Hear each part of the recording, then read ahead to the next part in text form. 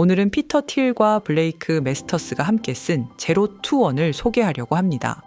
책의 부제는 스타트업에 대하여 혹은 미래를 만드는 방법인데요. 페이팔을 창업하고 페이스북, 스페이스X 등의 초기 투자자로 참여한 피터 틸의 통찰이 가득 담긴 책입니다. 혁신과 기업가 정신에 대한 통찰을 얻으실 수 있을 거예요. 피터 틸은 미국 실리콘밸리를 대표하는 투자자이자 사상가입니다. 페이팔을 공동 창업해 15억 달러 규모로 매각했고 그 뒤에는 페이스북, 스페이스X, 에어비앤비 등 유수의 스타트업에 투자했죠. 동시에 파운더스 펀드를 세워 페이팔 마피아로 불리는 거물급 인재들을 적극 지원했습니다. 블레이크 메스터스는 스탠포드 법대 재학 시절 피터 틸이 진행한 스타트업 강의의 노트로 큰 화제가 되었고 이 강의 내용이 발전해 제로 투 원이라는 책이 탄생하게 됐습니다. 이 책은 0에서 1로 가는 창조적 도약을 어떻게 이룰 수 있는지 보여주는데 단순히 사업하는 방법만 다루는 게 아니라 독점 경쟁, 혁신 복제, 기술 글로벌화 같은 주제를 철학적으로도 풀어냅니다. 피터 틸이 인터넷과 스타트업을 바라볼 때 크게 4가지 관점을 제시했는데요. 첫 번째는 대담함은 평범하고 보수적인 태도보다 낫다입니다. 시장을 혁신하고 미래를 바꾸려면 작은 안전 전략보다는 과감한 시도가 필요하다는 것이죠. 두 번째는 나쁜 계획이라도 아예 없는 것보단 낫다입니다. 스타트업을 할 때 전략 부재가 가장 위험합니다. 잘못된 전략이라도 최소한 정정할 기회가 있고 거기서 얻는 교훈이 더 크다고 말합니다. 세 번째는 치열한 경쟁 시장에서는 이익 내기가 정말 어렵다입니다. 실제 자본주의에서 경쟁이 과열된 시장은 모두가 소모전을 치르다 수익이 줄어든다는 겁니다. 반면 독점적 지위를 확보하면 이윤도 크고 성장 여력도 커진다고 강조합니다. 네 번째는 마케팅과 제품 둘 다 중요하다입니다. 아무리 제품이 좋아도 판매 전략과 브랜딩을 소홀히 하면 성장하기 어렵죠.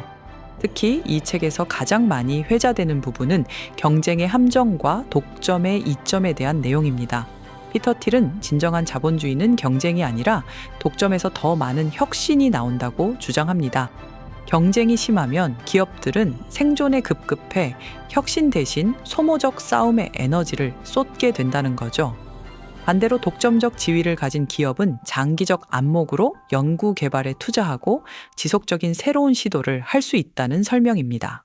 물론 여기서 말하는 독점은 불공정한 행위로 상대를 죽이는 게 아니라 아무도 하지 않은 혁신을 먼저 선점해 시장 자체를 새로 만드는 관점으로 이해하시면 좋습니다. 책에서 재미있는 일화가 나오는데요. 피터 틸이 처음 페이팔을 만들 때 일론 머스크도 엑스컴이라는 유사 서비스를 만들고 있었습니다. 당시 두 회사가 치열하게 싸웠지만 결론적으로 둘 다 큰 이득을 못 보게 된 거죠. 그러다 굳이 서로 잡아먹으려 경쟁할 필요가 있나? 라는 깨달음을 얻고 결국 양사가 합병해 페이팔로 크게 성공하게 됩니다. 틸은 만약 적을 이길 수 없다면 같이 합치는 게 낫다고 말합니다. 왜냐하면 비슷한 시장에서 소모전을 할 시간에 더 큰 혁신과 시장 확장을 고민하는 것이 훨씬 생산적이기 때문이죠. 이 책의 제목인 제로 투 원에는 중요한 메시지가 담겨 있습니다. 1에서 n까지 가는 건 이미 존재하는 무언가를 복제하거나 확대하는 것, 0에서 1로 가는 건 완전히 새로운 가치 창출, 즉 혁신을 의미하죠. 피터 틸은 글로벌화와 기술 혁신을 구분합니다.